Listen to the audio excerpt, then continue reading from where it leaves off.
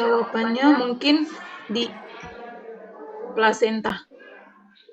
Apa Mbak? Karena Jawabannya apa? Solusio plasenta karena di situ ada perut teraba keras, tidak bisa dipalpasi, dan nyeri perut hebat. Mungkin jawaban saya E. Coba Ada mungkin yang ada lain pendapat, mungkin, ada yang lain mungkin seorang perempuan. Ayo, siapa mungkin yang memberikan pendapat? Mbak Roswita tadi solusi plasenta ya menurut Mbak Roswita. Mungkin ada yang lain?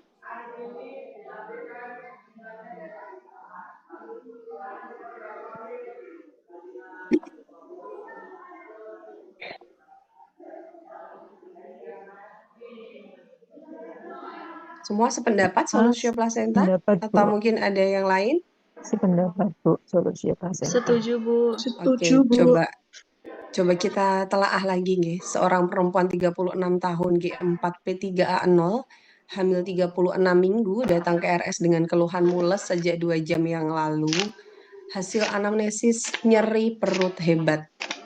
Hasil pemeriksaan tekanan darah turun ya 85/75 sudah pre-shock. Nah, di 100 kali per menit, pernafasan 28 kali per menit, suhu 36,7 derajat Celcius, perut teraba keras dan tidak bisa dipalpasi. Kontraksinya cepat, hipertonik. DCJ tidak terdengar. Mata cekung bagian bawah, ini dari pasien. Diagnosis apakah yang paling mungkin pada kasus tersebut? Jika itu jawabannya solusio plasenta, pasti akan ada kata kunci tambahan. Akan ada darah ya Bu ya. Darah yang keluar ya Bu ya. Iya betul ya Bu. Jadi kalau kata kuncinya kalau diagnosisnya itu solusio plasenta, plasenta previa itu pasti ada kata kunci di mana darah keluar warna apa gitu ya. Oke, seperti itu. Nah, sekarang kita fokus dulu Bu. Di sini nyeri perut hebat. Ini kan bayinya masih di dalam perut ibunya ya. Ibunya nyeri perut hebat, kemudian perutnya teraba keras dan tidak bisa dipalpasi. Artinya ini sudah muncul cincin kontriksi atau bedel ring. Oke. Nah, terus kemudian kontraksinya cepat. Artinya ini memberikan data dukung bahwa uterusnya itu hisnya hipertonik nih Bu ya. Tetania uteri gitu. Dan ini menjadi pencetus terjadinya apa Bu? Ruptur uteri.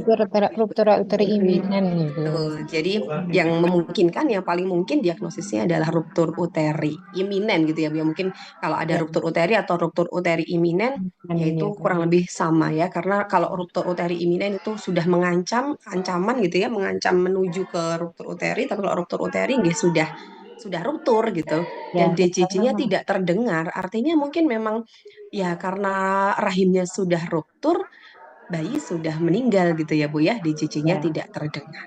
Oke, jadi jawaban yang paling mungkin adalah ruptur uteri. Itu ya Bu ya. Kemudian yang selanjutnya adalah nomor 23, mungkin bisa dibantu Mbak Haji ya. Baik Bu, izin membacakan nomor 23, seorang perempuan 25 tahun G2P1A0 hamil 39 minggu datang ke TPMB dengan keluhan mulas sejak 3 jam yang lalu. Hasil anamnesis ingin meneran, hasil pemeriksaannya tensi 90/70, nadi 80, pernapasan 22, suhu 36,2, TBJ 3850. Kepala turun 3/5, DJJ 144, teratur tanpa kepala di depan vulva 6 cm, bidan memimpin meneran hingga akhirnya kepala lahir. Namun bahu anterior tidak dapat lahir, apakah tindakan yang paling tepat pada kasus tersebut? A. Muller, B. McRobert, C. Masanti, D. Moriso, E. Lowset. Jawabannya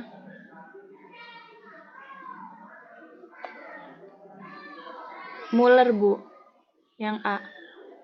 Muller, oke. Coba kita telaah bersama-sama. Mungkin ada pendapat lain? Saya kecilkan dulu. Yang Microbet Bu. Itu distosia bahu. Yang pertama McRobert, jika tidak berhasil baru perasat yang lainnya. Oke, jadi kalau sebelum kita menuju ke tindakan yang paling tepat, kira-kira diagnosisnya apa ini, Mbak Hajiah dan ibu-ibu yang lain, mbak-mbak yang lain? Distosia bahu. Bagus, distosia bahu ya. Kalau distosia bahu itu tindakan yang paling tepat apa Bu yang pertama kita lakukan? Microbed. Mikrobed. Oke, betul Microbed. ya. Macrobed ya. Jadi Microbed. jawaban yang tepat adalah macrobed. Itu nggih Mbak Haji ya dan ibu-ibu yang lain. Jadi untuk diagnosis di distosia bahu di sini sudah sangat jelas. Kata kuncinya coba kita lihat bersama-sama. Di sini TBJ. Yang paling penting adalah TBJ-nya. TBJ-nya udah besar nih Bu, 3.850 gram atau mungkin lebih gitu ya. Kepala turun 3/5. Kemudian DJJ-nya normal sih 144 kali per menit teratur, tampak kepala di depan vulva 6 cm. Jadi kepalanya sudah di depan vulva 6 cm, bidan memimpin meneran hingga akhirnya kepala lahir. Namun bahu anteriornya tidak dapat lahir, turtle sign. Turtle sign itu kepalanya udah lahir tapi bahunya masih tertahan sehingga seolah-olah seperti kura-kura ya Bu ya, kepalanya kura-kura, turtle sign. Sehingga di dalam pikiran kita bahwa oke, diagnosis yang memungkinkan adalah distosia bahu. Dan tindakan yang paling tepat pada kasus tersebut adalah Macrobert maneuver. Nah, sekarang coba kita pikirkan bersama Macrobert maneuver itu gimana, Bu? Manuver yang seperti apa, Mbak?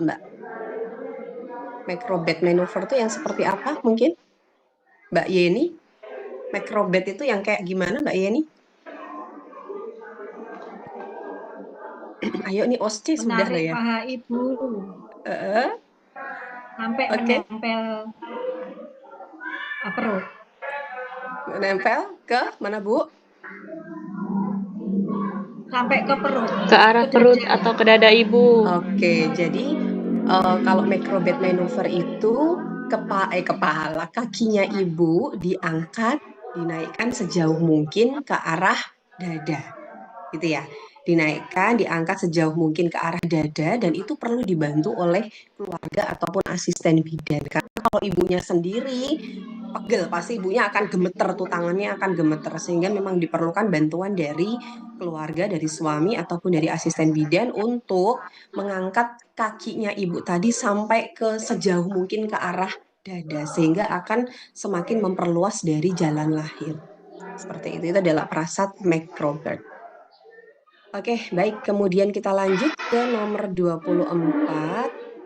Bisa mungkin dibantu dianalisis oleh Mbak Puji Astuti, monggo. Oke, izin membaca, Bu. Monggo Seorang Mbak Puji.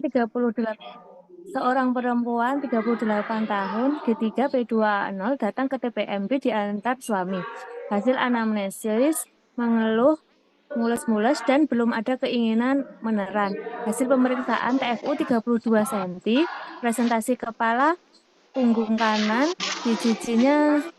punggung kanan JJJ 140 kali per menit, teratur, kontraksi 3 kali 10 menit dan 30 detik. Vulva vagina tidak ada kelainan, porsio tidak teraba, pembukaan lengkap, ketuban negatif. Kepala HOG 3. Apa masalah potensial yang paling mungkin terjadi dari kasus tersebut? A. Inersia uteri, B. Total distress, C. Laserasi perineum, D. Partus precipitatus, E. Asfiksia neonatorium.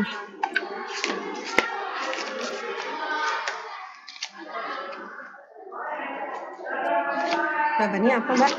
Jawabannya A, Bu. Inersia uteri. Inersia uteri. Oke, sekarang kita setuju ya ibu-ibu sekalian. Coba mungkin kita Iya, telah bersama. Kata kuncinya apa Bu di situ? kontraksi Mulus. 3 kali dalam 10 menit, Kontraksi. namanya 30 detik.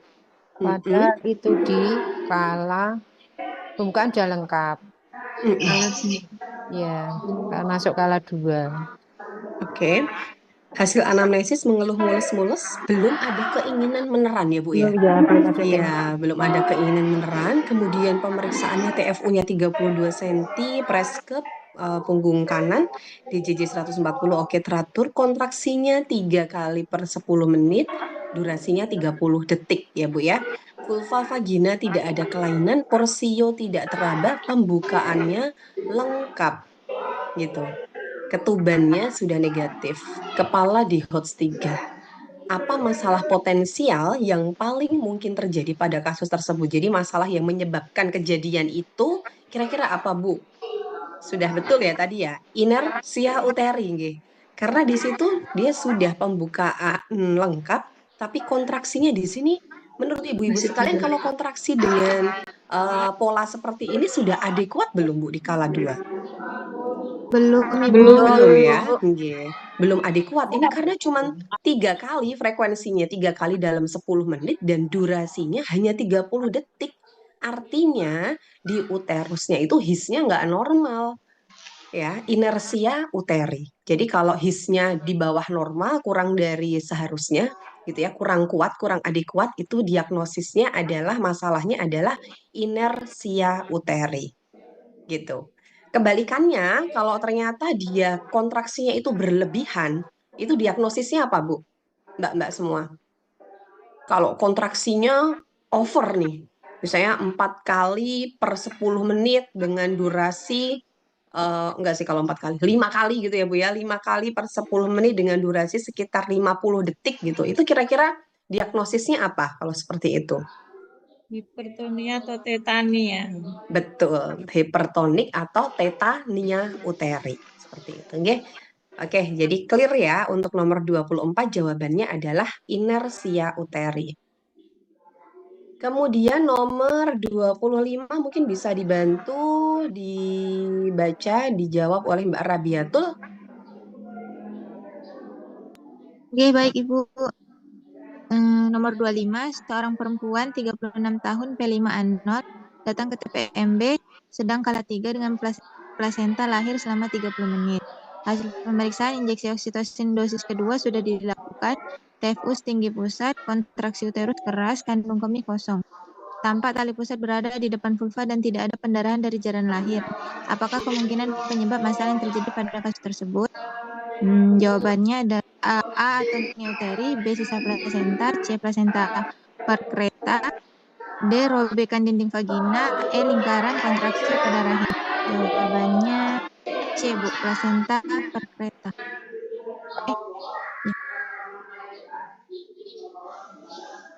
Oke. Kita telaah bersama seorang perempuan 36 tahun P5A0. Ini sudah data dukung nih kata kunci P5A0. Datang ke TPMB sedang kala 3 dengan plasenta lahir selama 30 menit. Hasil pemeriksaan injeksi oksitosin dosis kedua sudah dilakukan. TFU masih setinggi pusat, kontraksi uterusnya keras, kandung kemih kosong, tampak tali pusat berada di depan vulva dan tidak ada perdarahan dari jalan lahir. Apa kemungkinan penyebab masalah yang terjadi? Jadi diagnosisnya ini kira-kira apa Bu kalau sudah seperti ini? Diagnosisnya dulu. Retensio plasenta. Oke, nah kita tahu bersama bahwa retensio plasenta ini penyebabnya salah satu etiologi penyebabnya adalah karena implantasi plasentanya terlalu dalam gitu ya, atau istilahnya adalah plasenta perkreta gitu ya. Oke, mungkin kita bisa diskusi bersama Bu, kita membahas tentang bagaimana jika kita menemukan soal tentang retensio plasenta gitu ya Bu. Kita bolak-balik soalnya. Semisal nih Bu, ada settingnya seperti ini. Jadi jika sudah ditemukan diagnosisnya ini adalah retensio plasenta. Ini settingnya di mana ya coba? Misalnya di PMB, di TPMB. Setting tempatnya di TPMB. Kemudian dari gejala klinisnya semuanya mengarah ke retensio plasenta dan disertai dengan perdarahan aktif gitu. Tindakan apa Bu yang harus kita lakukan sesuai dengan kewenangan ya Bu pastinya ya. Di TPMB kita diskusi bersama. Dia setting tempatnya di TPMB, kemudian dari gejala klinisnya mengarah ke retensio plasenta disertai dengan perdarahan aktif, Bu. Mbak. Pasang infus. Manual. Manual placenta. Melakukan Stabilisasi kondisi dulu. betul. Infus dulu baru Heeh. Lakukan apa Bu? Stabilisasi kondisi pasien dulu. Baru kemudian apa Bu? manual. Lakukan Lakukan manual manual placenta. placenta. Ya. Nah, oke. Jadi penjelasannya seperti ini. Jika memang ketika settingnya di TPMB kita menemukan kasus pasien kita dengan retensio placenta disertai dengan perdarahan aktif, gitu, nggih. Maka yang ada di pikiran kita adalah, oke, berarti kita harus lakukan stabilisasi kondisi pasien dulu dengan prinsip A, B, C. A adalah airway, B breathing, C circulation. A airway pastikan jalan nafas terbuka, tidak ada obstruksi atau penyumbatan jalan nafas.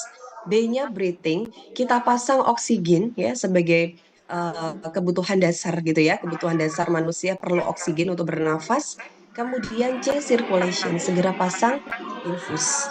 Segera pasang infus untuk maintenance. Jadi infusnya kosongan dulu Bu, jadi nggak perlu diberikan oksitosin dulu. Jadi memang cukup pemberian pemasangan infus aja gitu supaya itu sudah menjadi payung kita. Jika nanti terjadi perdarahan, kita sudah terpayungi, pasien kita sudah dalam kondisi sudah stabilisasi gitu ya. A, B, C itu tadi, dan yang paling penting adalah pasang infus. Kemudian barulah kita lakukan manual placenta. Jika memang kita memikirkan kalau jarak rujukan itu jauh gitu ya, jarak rujukan jauh, oke, berarti kita harus segera lakukan manual placenta. Ketika melakukan manual placenta, kita sudah melakukan prasat SOP manual placenta, tapi kok ternyata setelah di manual placenta kok tambah perdarahannya tambah banyak dan plasentanya kok nggak terlepas juga gitu ya. Hentikan manual placenta tersebut karena kita harus berpikir kemungkinan ini implantasinya terlalu dalam atau implantasi apa Bu? Plasentanya? Placenta akreta. Akreta gitu ya.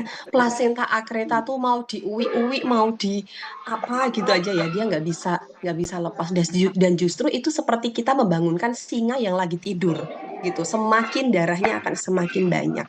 Sehingga kita tidak berpikir, tidak menunda-nunda lagi. Yang penting pasien kita sudah pasang ABC tadi ya, untuk stabilisasi kondisi pasien. Kita udah coba manual plasenta, tapi ternyata perdarahan semakin banyak dan plasenta tetap sulit untuk dilepaskan, maka jangan diteruskan untuk manual plasenta, segera dirujuk ke rumah sakit. Itu nanti setting soalnya akan seperti itu, dibolak-balik. Nah, sekarang akan beda cerita jika ini settingnya di TPMB sama gitu ya, di TPMB. Gejala sudah mengarah ke retensio placenta, tapi tidak disertai dengan perdarahan aktif. Terus apa yang akan panjenengan lakukan?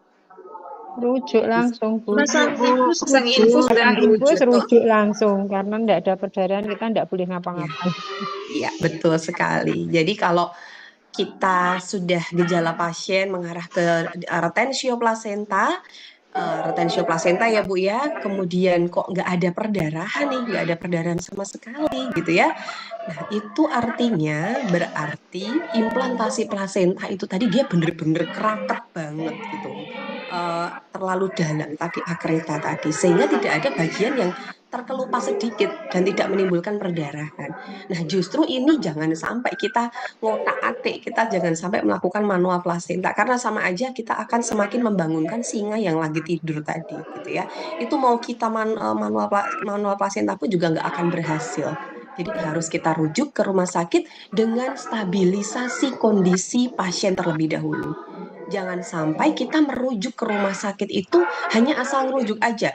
Oke, pasien tampaknya sehat-sehat walafiat aja kok, nggak ada masalah gitu, nggak perdarahan juga, udah biar langsung aja disuruh ke rumah sakit. Jangan pernah seperti itu, terutama mbak-mbak yang masih fresh graduate ya. Maksudnya kan kalau ibu-ibu yang sudah bekerja, saya yakin panjenengan untuk pengalaman di lahan sudah banyak sekali, tapi kalau mbak-mbak yang masih fresh graduate, ingat, jadi sebelum kita merujuk pasien gawat darurat gitu ya, gawat gadar obstetrik, jangan lupa stabilkan kondisi pasien dulu. Pasang payungnya dulu. A, B, C, airway, breathing, circulation. Bawa drugs, emergency drug itu harus kita bawa juga gitu ya.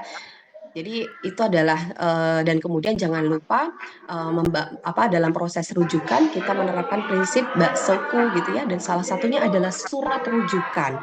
Surat rujukan itu sangat penting kita tuliskan gitu ya, kita bawa, kita tuliskan yang terhormat bidan jaga ataupun dokter jaga di IGD rumah sakit mana gitu ya, menerangkan bahwa pasien ini intinya seperti itu nggih, nyonya ini umur sekian, diagnosisnya apa gitu ya. Kalau diagnosisnya sudah jelas ya tuliskan diagnosisnya retensio placenta.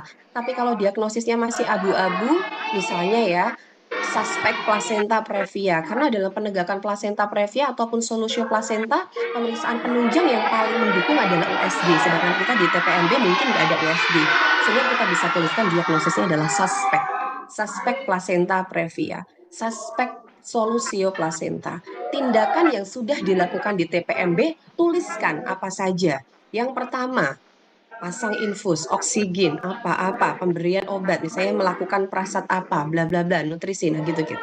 Jadi harus dituliskan. Nah, kemudian baru mohon untuk dilakukan tata laksana lanjutan di rumah sakit. Tanda tangan bidan, nama terang. Itu jenengan dari secara hukum, secara legal itu sudah benar gitu prosedurnya. Jadi kita bawa ke rumah sakit itu sudah sudah ada catatannya gitu, bahwa oke, pasien tadi sudah kita lakukan tata laksana ini nih sebelum dirujuk. Jadi kalau misalnya nih amit-amit nauzubillah min zalik terjadi sesuatu hal yang buruk pada pasien kita di IGD gitu ya, asalkan SOP kita sudah benar dari layanan dasar dari TPMB ataupun dari puskesmas, dari Polindes, kita sudah benar SPO-nya, ya udah nanti kalaupun ada masalah di rumah sakit, pasien meninggal atau mungkin bayi meninggal atau seperti apa, kita nggak ini insya Allah nggak akan kena pasal gitu, nggak akan kena sanksi seperti itu, karena memang SOP rujukan kita dan tata laksana kita di layanan dasar sudah benar gitu. Beda cerita kalau kita ceroboh gitu ya. Dalam proses rujukan kita nggak memperhatikan prinsip stabilisasi kondisi pasien, nggak ada surat rujukan, nggak menyiapkan sesuai SPO untuk rujukan. Nah itu bisa jadi ketika nanti diaudit kita bisa kena gitu. Jadi harus hati-hati banget gitu ya dalam proses untuk tata laksana kegawat daruratan dan terutama dalam proses rujuk seperti itu. Oke, jadi kalau tadi sudah ditemukan seperti itu ya retensio placenta tapi tidak ada perdarahan aktif, segera lakukan stabilisasi kondisi pasien, pasang infus, oksigen, kita rujuk langsung ke rumah sakit supaya nanti di rumah sakit dilakukan tindakan histerektomi nih. Kalau memang tidak, ya memang nggak bisa. Kalau udah dicoba di dokter oksigen kok dicoba manual placenta tetap aja nggak bisa lepas, oke, berarti fix itu placenta akreta dan tindakan akhir adalah di histerektomi gitu, karena nggak bisa lepas gitu ya. Oke, nomor 26 kita bahas, mungkin bisa dibantu dibaca Bu Santi, monggo Bu Santi.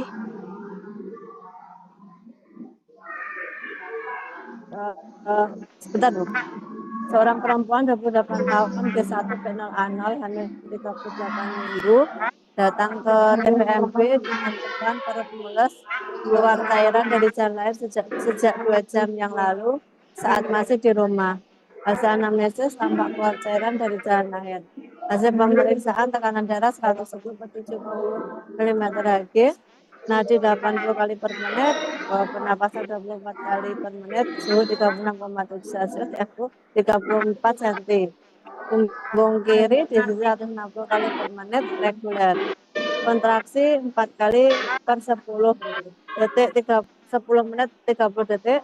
Pembukaan 4 cm selaput ketuban negatif. Cairan ketuban warna mekonium kental. Presentasi kepala UK kiri dan penurunan kepala U1. Apa penata laksana yang paling tepat sesuai kasus tersebut?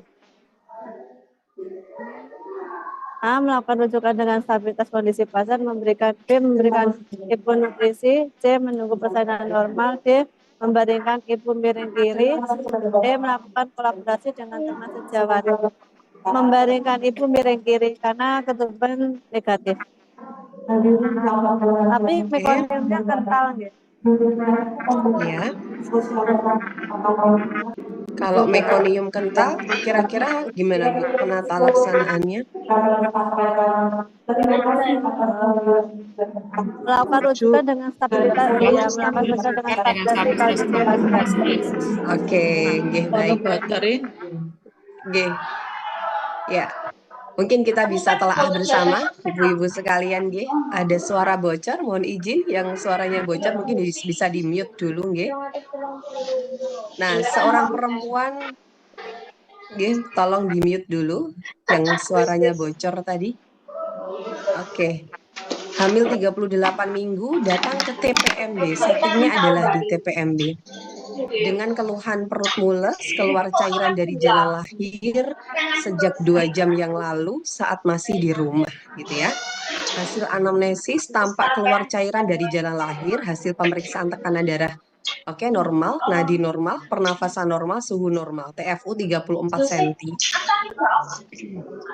Punggung kiri DJJ 160 kali per menit reguler ya, meskipun masih reguler tapi sudah di ambang atas. Nyon ngapunten, suaranya bocor sinten nggih? Ini Ibu Titik niki sinten? Ibu Titik ya yang user namanya Titik.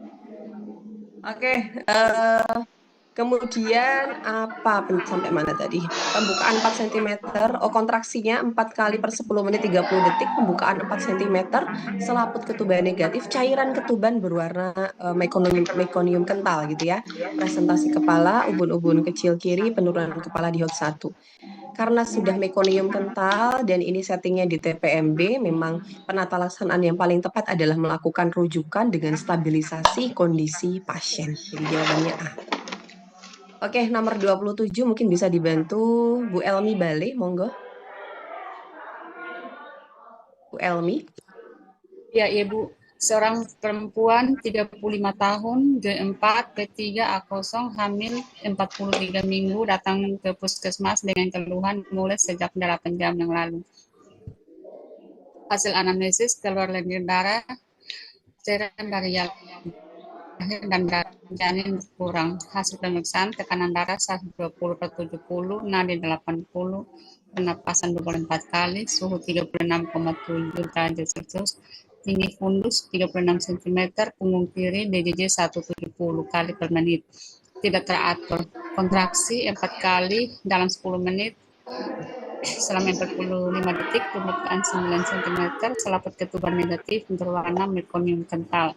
Presentasi kepala, ubun-ubun kiri, ubun-ubun kanan, ubun-ubun kecil kiri dan HOT 3. Apa kemungkinan masalah yang harus segera ditangani pada kasus tersebut? Itu gawat janin. Oke, jawabannya adalah gawat janin. Betul, Ya. ibu-ibu yang lain, mbak-mbak yang lain? Ada pendapat yang lain mungkin? Betul Bu, karena Ya, DJJ-nya Bu. 170. 170 kali. Setuju, Bu. Oke, setuju nggih? Sudah jelas di situ kata kuncinya DJJ-nya 170 kali per menit, kemudian kontraksinya juga adekuat ya di situ ya. Dan sudah ada mekonium kental, warnanya udah bercampur dengan mekonium ketubannya sehingga kemungkinan masalah yang harus ditangani pada kasus tersebut adalah gawat janin. Oke. Oke, kemudian kita lanjut ke nomor 28, mungkin bisa dibantu dibaca Mbak Usna, mungkin Mbak Usna, Fairunisa Usna. Mohon izin Bu Demas. Seorang perempuan 29 tahun, 2P1A0, hamil 40 minggu, infartu kala 2 di RS. Hasil anamnesis riwayat DM sebelum hamil. Hasil pemeriksaan setelah dipimpin menaran selama 45 menit, kepala lahir, tidak ada putaran paksi luar, dagu bayi menekan perineum, dan bahu anterior macet tidak dapat dilahirkan. Ibu sudah diminta menaikkan kaki sejauh mungkin ke arah dada, dibantu oleh suami dan asisten bidan. Namun bayi belum bisa dilahirkan. Manuver lanjutan apakah yang paling tepat sesuai kasus tersebut? C. Mas Santi. Oke. Nggih, terima kasih Mbak Usna. Mungkin ada pendapat yang lain barangkali, monggo Bu Ibu.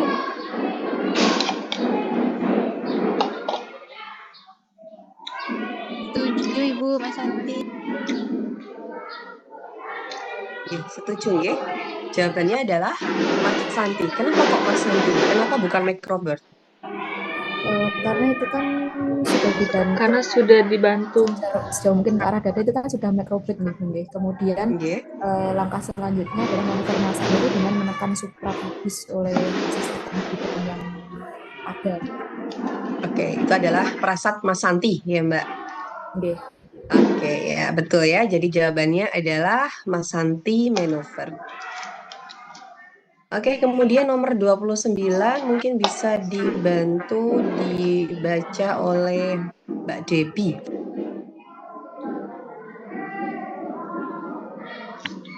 Seorang perempuan umur 23 tahun D1 P0A0 hamil 10 minggu datang ke Ponet dengan keluhan keluar darah sedikit dari jalan lahir. Ibu 2 hari ini sering membantu acara hajatan saudara. Hasil pemeriksaan TD 110/75 D, nadi 84 kali per menit, suhu 36,7, palpasi teraba TFU 2 jari di tetes khusus. PT tidak ada pembukaan. Tindakan apakah yang tepat sesuai kasus tersebut? A. Berikan ergometrin. B. Pasang infus RL rujuk ke Ponet. C. Berikan infus 40 intraunit dengan 40 ppm. D. Tidak ada pengobatan khusus. Anjurkan tindakan seks. Kolaborasi dengan mungkin tindakan pengeluaran hasil konsumsi. D. Tidak ada pengobatan khusus. Anjurkan aktivitas tidak berlebih. Oke, jadi jawabannya diagnosisnya apa ini Mbak Debbie? Diagnosis AB iminens. Minens. Oke, jadi apa itu diagnosisnya adalah abortus iminen, gitu ya. Abortus iminen. Kenapa kok abortus iminen? Karena di situ sudah ada kata kuncinya keluar darah sedikit dari jalan lahir, kemudian ibunya kecapean karena habis ngikutin acara hajatan keluarga, kemudian palpasi TFU 2 jari di atas simfisis, dari hasil VT tidak ada pembukaan. Artinya memang abortus iminen atau abortus yang mengancam. Dan tindakan yang paling tepat dari abortus iminen adalah melakukan tirah baring, ya. Tidak ada pengobatan khusus, anjurkan tidak beraktivitas berlebihan ataupun hubungan seksual. Sehingga jawabannya adalah D.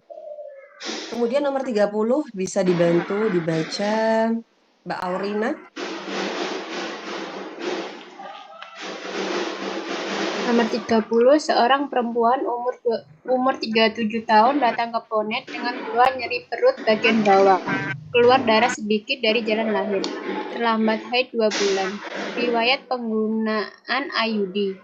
Tekanan darah 90/70, nadi 80, respirasi 20, suhu 36,6, terlihat pucat, palpasi teraba TFU 2 jari di atas simfisis. PT tidak ada pembukaan, nyeri goyang porsio, teraba benang IUD, PP tes positif. Diagnosis apakah yang paling mendekati untuk kasus tersebut? E. Kehamilan ektopik. Terganggu ya. Pakai terganggu nggak kalau dengan gejala yang seperti itu? Pakai, Bu. Pakai ya, pakai terganggu ya Mbak ya. Jadi kalau sudah ada keluhan nyeri perut bagian bawah ya, nyeri hebat pada perut bagian bawah, kemudian keluar darah sedikit, oke, kemudian terlihat pucat ya, dan dari hasil VT nyeri goyang porsio gitu ya, dan ada nyeri perut hebat pada bagian bawah, itu berarti sudah kehamilan ektopik terganggu. Kenapa kita mendiagnosis yang paling mendekati adalah kehamilan ektopik terganggu? Karena di situ ada kata kuncinya yaitu nyeri perut hebat pada bagian bawah, kemudian riwayat penggunaan IUD. Kita tahu bahwa salah satu resiko penggunaan KB IUD adalah KET, kehamilan ektopik gitu nggih.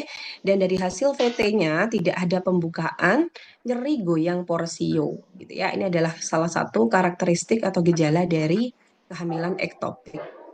Oke, dan PP tesnya positif. Ya, jadi nomor 30 jawabannya adalah kehamilan ektopik terganggu.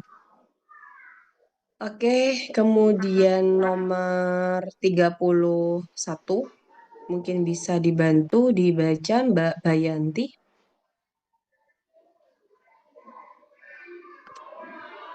Seorang perempuan umur 26 tahun, G1P0A0, hamil 34 minggu, dirawat di RS dengan keluhan nyeri kepala hebat sejak 2 hari yang lalu.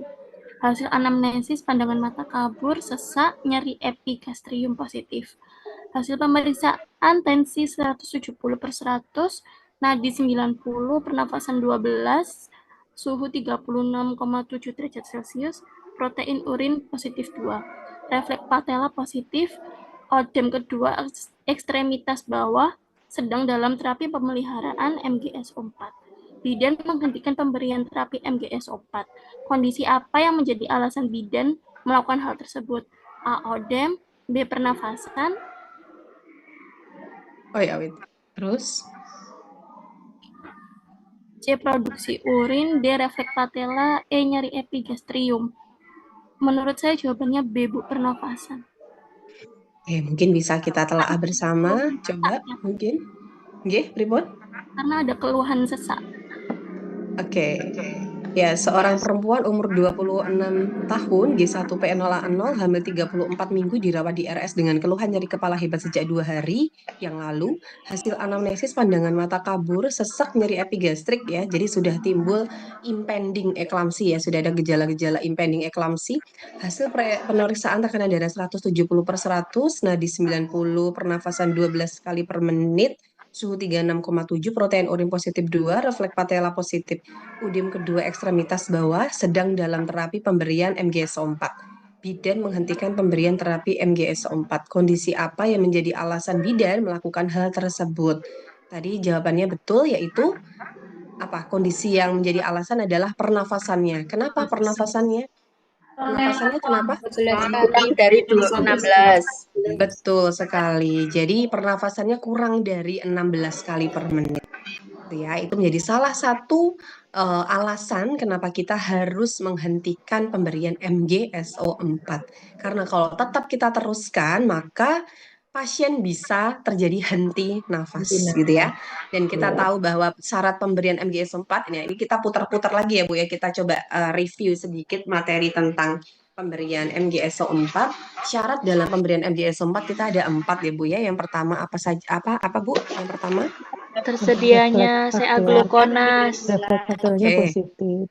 Ya, Refleks jadi patella positif. Pernapasannya lebih dari 16 kali per menit. oke, betul. Sama urin minimum Urin per jam jam lebih dari 30 cc. 30 cc. Oke, 30 cc dalam berapa jam? 1 jam. Dalam Ayo, berapa? 4 jam, Bu. 4 jam, Bu. 30 cc per 4 jam. Per jam. Bu. Ya, 30 cc per jam. Jadi syaratnya ada 4, betul tadi yang disampaikan Mbak-mbak semua dan ibu-ibu semua bahwa pernafasan minimal 16 kali per menit. Kemudian yang kedua adalah tadi volume urin 30 cc, minimal 30 cc per jam gitu ya. Kemudian yang ketiga adalah refleks patella positif. Dan yang keempat adalah syaratnya dalam pemberian MGSO4 kita harus sedia antidotum dalam bentuk sediaan kalsium glukonas. Seperti itu ya. Itu adalah syarat dalam pemberian MGSO4. Oke, kemudian kita lanjut ke nomor 32. Mungkin bisa dibantu dibaca oleh Mbak Nuris. Monggo Mbak Nuris. Permisi Ibu. Seorang perempuan umur 22 tahun, P1A0, nifas 7 hari, datang ke TPMB dengan keluhan keluar darah banyak dari kemaluan sejak 6 jam lalu. Hasil anamnesis, mulas dan darah berkumpal. Hasil pemeriksaan, tensi 110/70, nadi 24 kali per menit, pernafasan 24 kali per menit, suhu 38 derajat Celcius, TFU pertengahan pusat simplisis, ASI keluar, lokea rubra, hasil pemeriksaan inspekulo, terdapat selaput amnion pada OUP. Apa penyebab yang paling mungkin pada kasus tersebut? E. Tertinggalnya selaput ketuban. Oke, ya terima kasih. Coba kita lihat bersama-sama Ibu sekalian. Setuju mungkin tertinggalnya selaput ketuban Ibu-Ibu? Seorang perempuan umur 22 tahun, P1A0, nifas 7 hari. Datang ke TPMB dengan keluhan keluar darah banyak dari kemaluan sejak 6 jam yang lalu. Jadi sudah hari ke-7 nifas. Hasil anamnesis, mules dan darah bergumpal. Hasil pemeriksaan tekanan darahnya 110/70, nadi 24 kali per menit, pernafasan 20 nadinya 24 kali per menit, pernafasan 24 kali per menit, suhu 38 nih kayaknya tipe ya. TFU pertengahan pusat simfisis, ASI keluar, lochia rubra, hasil pemeriksaan spekulo tampak selaput amnion pada OUE. Apa penyebab yang paling mungkin pada kasus tersebut? Nadinya ini nadinya bukan 24 ya Bu ya. Bisa di 98. Oke, jawabannya apa Bu? Penyebab yang paling mungkin pada kasus tersebut? Tertinggalnya selaput ketuban, Ibu. Oke, berarti kalau ini diagnosisnya apa sebelum kita mengarah ke penyebab yang paling mungkin? Diagnosisnya dari kasus ini apa, Bu? Mbak? Led HPP, Bu. Oke, led HPP, et causa apa, Bu? Kausanya? Sisa plasenta. Betul. Retensio sisa placenta, red cis plus. Jadi diagnosisnya ada led HPP atau perdarahan sekunder ya Bu ya, perdarahan sekunder et causa retensio sisa placenta. Karena di situ ditemukan dari pemeriksaan in speculo tampak selaput amnion pada OUE dan kita lihat di situ suhunya sudah meningkat nih di 38 derajat Celcius. Ya, jadi sudah mengarah ke infeksi gitu ya. Dan penyebabnya yang paling mungkin adalah tertinggalnya selaput ketuban. Oke, kemudian betul ya nomor 32. Sekarang nomor 33 mungkin bisa dibantu dibaca oleh Mbak Maudi. Mbak Maudi? Nggih, Ibu. Seorang perempuan umur 22 tahun, P1A0, nifas 2 jam di RS, mengeluh pusing. Hasil anamnesis berkeringat dingin dan lemas. Hasil pemeriksaan tensi 100/50, nadi 100 kali per menit, pernafasan 30 kali per menit, suhu 36 derajat Celcius, konjungtiva pucat, TFU setinggi pusat, merasa uterus lembek, perdarahan aktif, kandung kemih kosong. Diagnosis apa yang paling tepat pada kasus tersebut?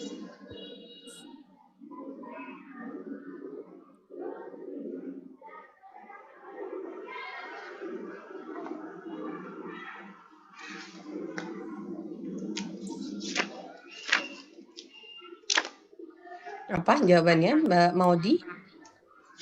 Bu, shock hipovolemic. Oke, betul ya. Jawabannya adalah shock hipovolemic. Kenapa kok langsung diagnosisnya kita mengarah karena sudah menuju ke shock ya Bu ya, sudah shock ini. Kita lihat bahwa di sini hasil anamnesisnya sudah berkeringat dingin dan lemes. Hasil pemeriksaannya tekanan darahnya udah turun, nadinya udah lebih cepat, pernafasannya 30 kali per menit udah lebih cepat, suhunya 36 derajat Celcius, konjungtiva pucat, TFU setinggi pusat, uterusnya lembek. Berarti kan dia tuh atonia uteri, perdarahan aktif. Jadi memang timbul perdarahan postpartum, kausanya adalah atonia uteri, kandung kemih kosong, dan sudah mengarah ke shock. Sehingga shock yang disebabkan karena kehilangan darah yang cukup banyak, yang banyak itu adalah shock hipovolemic gitu ya, atau shock hemorrhagic. Gitu ya. Kalau shock sepsis itu shock yang disebabkan karena apa Bu Ibu, Mbak-mbak? Kita bahas. Infeksi.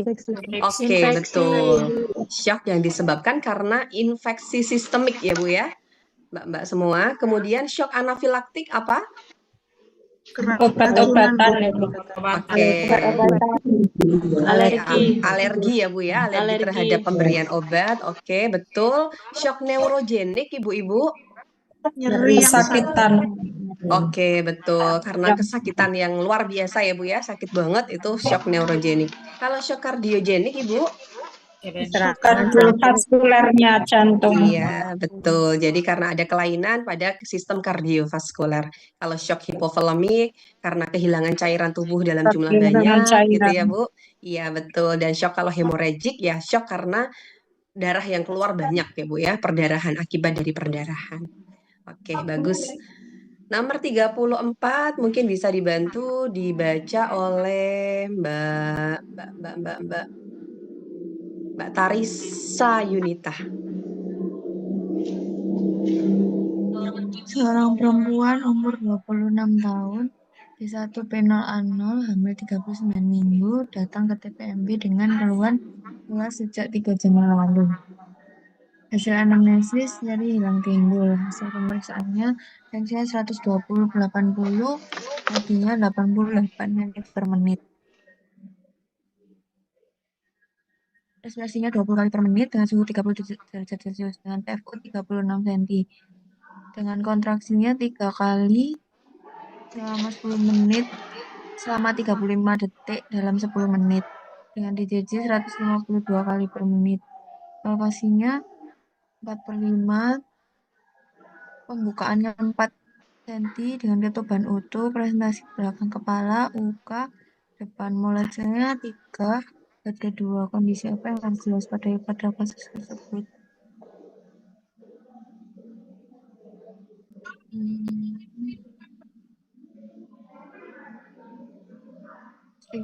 CPD. Apa kira-kira jawabannya? Kondisi apa yang harus diwaspadai pada kasus tersebut? CPD. CPD? CPD itu apa, Mbak? Cephalopelvic. Cephalopelvic apa? Disproportion. Artinya? Panggul sempit, Bu. Bukan. Kalau CPD bukan panggul sempit definisinya. Ketidaksesuaian antara janin Oke. dan panggul. Betul, CPD itu adalah ketidaksesuaian antara lingkar panggul dengan si Janin. ini ya Bu ya, kepalanya gitu ya. Cephalopelvic disproportion. Jadi kausanya bisa karena panggul sempit, bisa memang bayinya giant baby atau kepalanya makro gitu ya, bayinya kepalanya besar. Nah, itu kondisi yang disebut dengan CPD. Oke, sekarang kita bisa lihat nih kata kuncinya kira-kira apa ya? Hasil anamnesis nyeri hilang timbul. Molase. Betul. Molase 3 tuh yang gimana sih, Ibu-ibu, Mbak-mbak? Suturannya tumpang tindih tidak bisa dipisah. Betul. Molasenya 3. Jadi suturannya tumpang tindih tidak bisa dipisahkan. Kondisi apa yang harus diwaspadai pada kasus ini, Bu? Kondisi apa yang harus diwaspadai? Apakah CPD? Itu kondisi yang harus kita waspadai pada kasus ini? Bayi besar, Bu. Distosia Dengan bayi besar. Kira-kira apa, Bu?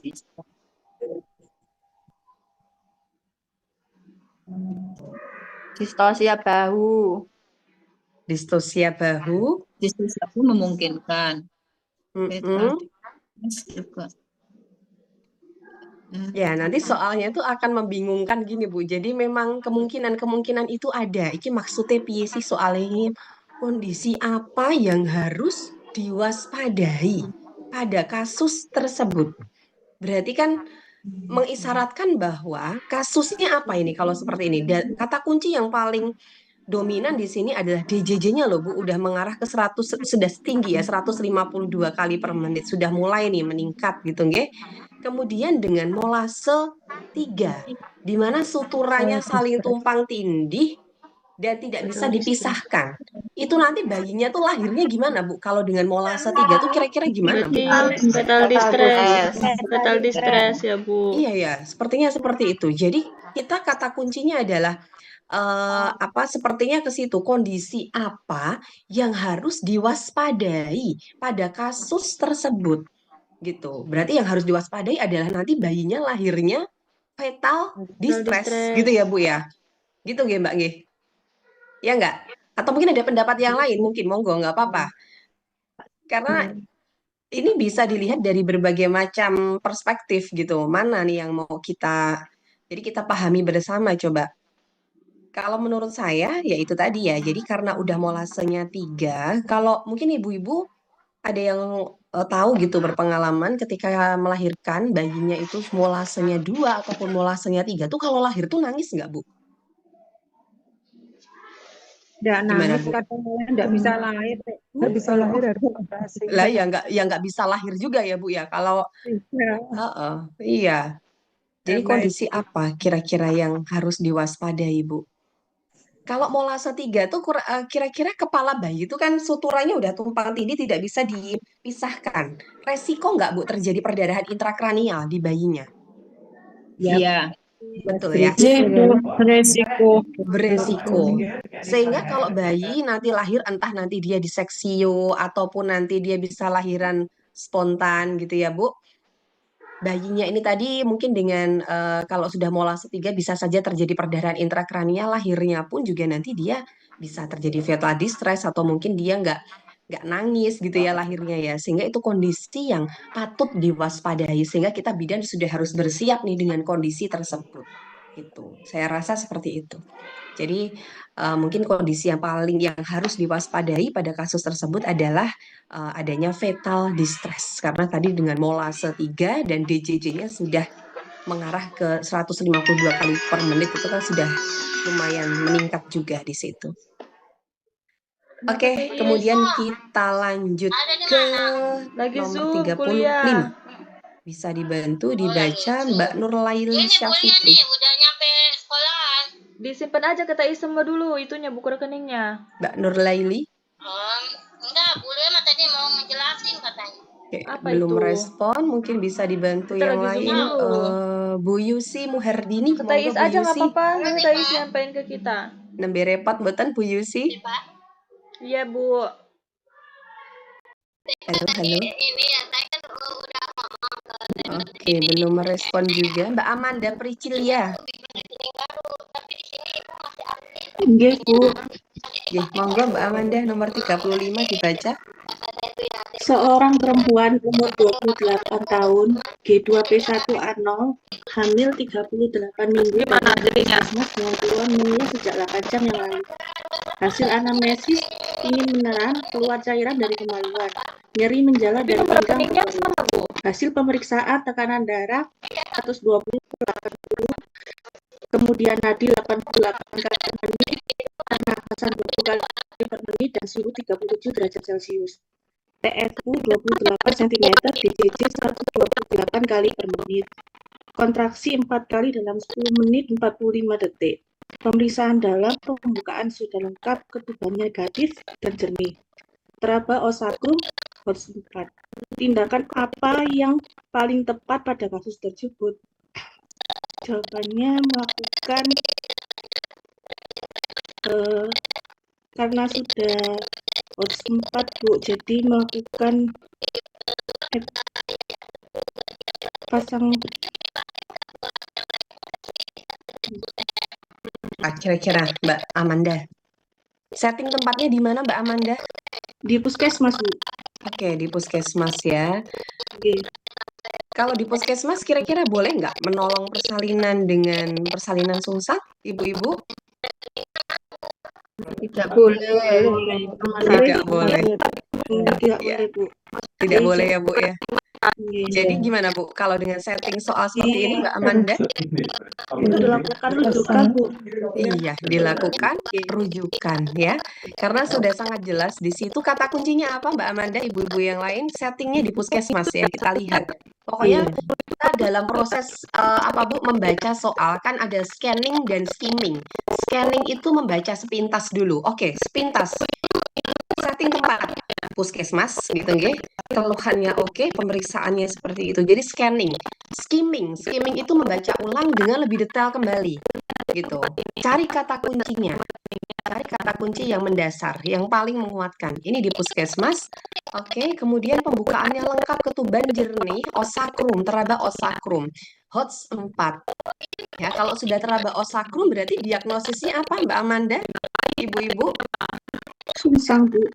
Oke. Ya. Infartu kala 2 dengan persalinan dengan sungsang gitu ya, dengan presentasi sungsang gitu ya. Sehingga tindakan yang paling tepat apa? Kita lihat nih dari setting puskesmas. Apakah puskesmas boleh menolong persalinan sungsang ibu-ibu yang di puskesmas? Tidak boleh, Tidak Bu. boleh. Tidak sesuai dengan kewenangan kita, sehingga harus kita rujuk yang paling tepat. Seperti itu, nggih. Kita rujuk ke rumah sakit. Oke, baik.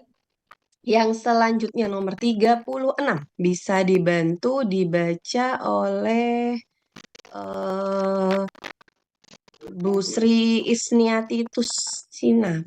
Ya, Bu Sri Isniati. Bu Sri Isniati Tunisa.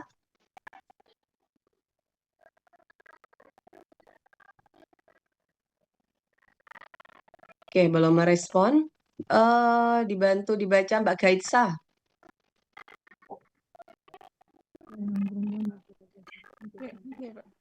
Nomor 36, seorang perempuan umur 22 tahun, G1P0A0, hamil 38 minggu, datang ke RS dengan keluhan mula sejak 8 jam lalu.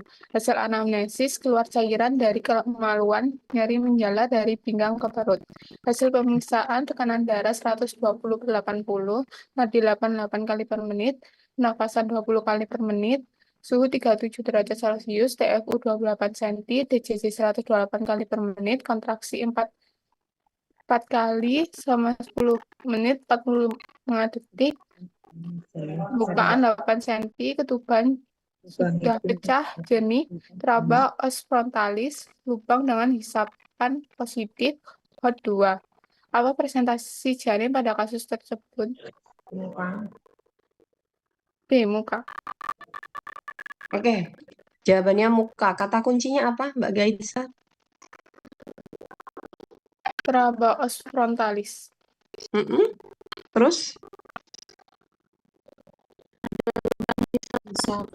Lubang hisapan positif ya. Jadi os frontalis lubang dengan hisapan positif. Artinya di situ presentasi janinnya adalah muka. Ya, presentasi muka. Oke, kita ulas sedikit. Kalau presentasi muka itu bisa dilahirkan spontan per vagina, Bu? Mbak? Tidak bisa, Bu. Tidak bisa. Berarti harus di seksio ya, Bu ya? Oke, harus di SC. Oke, terus kemudian nomor 37. Bisa dibantu dibaca Mbak Alvin, monggo Mbak Alvin. Nomor 37, seorang perempuan umur 20 tahun, G1P0A0, hamil 38 minggu, datang ke rumah sakit untuk bersalin. Setelah dilakukan pemimpinan persalinan lahir kepala bayi, namun tidak segera diikuti putar paksi luar dan dagu menekan perineum. Diagnosis apa yang paling tepat pada kasus tersebut? Jawabannya yang D, Bu. Oke, seorang perempuan umur 20 tahun, G1P0A0, hamil 38 minggu, datang ke RS untuk bersalin. Setelah dilakukan pimpinan persalinan, kepala bayi lahir, namun tidak segera diikuti putar paksi luar dan dagu menekan perineum. Oke, diagnosisnya adalah jelas di situ, distosia bahu. Oke, nomor 38 dibaca oleh Mbak Suci Dwi Permoni.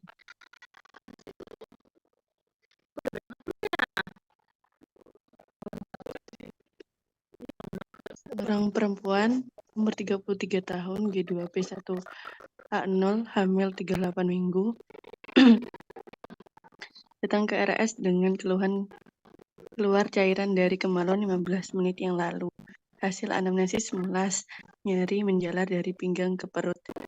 Hasil pemeriksaan, tensinya 120/80, nadinya 88, pernafasannya 20 kali per menit, suhunya 37 derajat Celcius. TFU-nya 28 cm, DCC-nya 110 kali per menit, kontraksi 4 kali 10, 45 detik. Pembukaan 6 cm, ketuban negatif dan keruh, teraba massa lembut dan berdenyut. HOT 2. Komplikasi apa yang paling mungkin terjadi pada janin dalam kasus tersebut?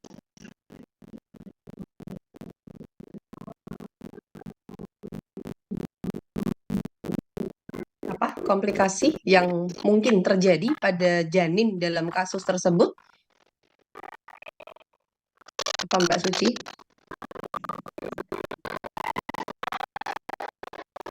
Asfiksia, Bu. Jawabannya apa? C. Asfiksia. Asfiksia. Oke, sekarang sebelum menuju ke situ, sebelum menuju ke komplikasi, diagnosisnya apa dulu sih Mbak ini? Diagnosisnya? Tali pusat menumbung. Oke, betul ya. Tali pusat menumbung ya. Kenapa kok tali pusat menumbung? Karena di situ ada kata kuncinya Negatif. ya, Ketuban teraba. ketuban. Betul, selaput ketubannya negatif. Sudah negatif. Betul. Teraba massa lembut yang berdenyut. Oke, berarti diagnosisnya itu adalah tali pusat Menumbung. Betul.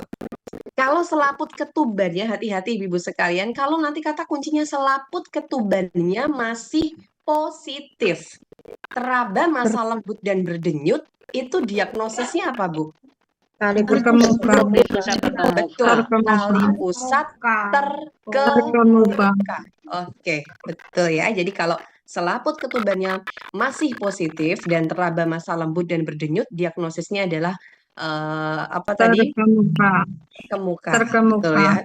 Iya, betul. Tali pusat terkemuka. Tapi kalau selaput ketubannya sudah negatif dan teraba massa lembut berdenyut, itu adalah tali pusat menumbung. Komplikasinya apa, Ibu-ibu, yang paling mungkin terjadi? Ini termasuk gadar, Bu? Gadarnya ke ibu atau ke bayinya ya? Ke janinnya ya, Bu ya? Ke bayinya, Ibu. Bisa Betul terjadi sekali. asfiksi. Bisa terjadi asfiksia. Dan yang paling parah lagi, Bu, nanti kalau bisa menyebabkan ini nggak sih, Bu? IUFD nggak, Bu? Kayak seperti itu. Kalau ternyata ada terkompresi itu, si tali pusat tadi terkompresi, bisa menyebabkan IUFD nggak? Bisa ya? Bisa. Iya, bisa. Jadi komplikasi apa yang paling mungkin terjadi pada janin dalam kasus tersebut adalah bisa IUFD, bisa asfiksi, Bu. Kira-kira apa? Iya. Kalau Ayo, dalam Bu. waktu dekat asfiksi, tapi kalau penolongannya memanjang ya IUFD, Iya. Bu. Nah, sekarang gini, Bu. Ini pembukaannya masih 6 cm ya, Bu ya? Berarti IUFD, Oh Bu. iya. Ya nggak sih, Berarti Bu? IUFD, ya. Pembukaannya masih 6 cm. Terus tata laksananya gimana, Bu? Kalau misalnya kita menemukan pembukaan nih 6 cm nih, dan plasentanya sudah menumbung. Ini berarti harus kita apakan nih settingnya? Oh, datang ke rumah sakit. Oke, aman. Kalau ke rumah sakit. Ya, kalau di rumah sakit berarti harus diapakan, Bu? SC. SC ya, Bu ya. Posisi Trendelenburg. Iya, dan dengan posisi Trendelenburg. Ya, Trendelenburg. Tapi kalau kayak gini settingnya di TPMB, Bu, apa yang harus panjenengan lakukan? Merujuk. Dirujuk dengan diinput ke posisi Trendelenburg. Ayo, ada yang kurang. Ada yang kurang, Bu. Kalau cuma di oksigen. ABC-nya ya, Bu, jangan lupa ya. RW, breathing, circulation ya. Jadi B-nya breathing, pasang infus. Infus. Terus posisinya gimana, Bu, selama merujuk itu yang benar gimana? Trendelenburg ya. Kalau pas ngerujuk gimana, Bu? Kalau posisinya, kalau ke TPMB kita ngerujuk ke rumah sakit dengan kasus tali pusat menumbung, posisi ibu gimana? Trendelenburg. Ya, pantatnya diganjel sama bantal. Bokongnya diganjel. Bokongnya diganjel. Atau posisi sujud, Bu? Oh, sujud. Enggak, posisinya gimana, Bu? Kalau dari SPO-nya gimana, Bu? Posisinya, posisi ibu ketika merujuk dengan kasus Bu tadi tali pusat yang menumbung itu seperti apa? Kan prinsipnya adalah jangan sampai si tali pusat tadi semakin terkompresi gitu ya, Bu ya. Sehingga posisi ibunya harus gimana, Bu? Trendelenburg itu kan sujud kepalanya itu tadi ya, Bu. Jadi kalau Trendelenburg itu kan kepalanya ibu lebih rendah ya, Bu ya. Ya nggak sih, Bu? Trendelenburg seperti itu kan. Nah, memungkinkan nggak kalau semisal di ambulannya panjenengan bisa memungkinkan Trendelenburg ya, it's okay, nggak masalah, berarti bisa. Artinya kan di bagian bawah, nanti kompresinya udah menurunkan kompresi bagian bawah. Tapi kalau misalnya nggak memungkinkan, bisa ibunya diminta untuk dalam posisi sujud gitu ya Bu ya, Sujud. nices seperti nggih, nices. Ya, jadi kalau nices itu kan dia sujud menungging sehingga tidak menimbulkan kompresi berlebihan ke bawah gitu. Oke. Oke, jadi ini yang komplikasi yang paling mungkin terjadi, bisa IUFD, bisa asfiksia, tapi kita ambil yang paling fatal ya Bu ya, bisa menyebabkan IUFD ya. Oke, nomor 39 bisa dibantu dibaca Mbak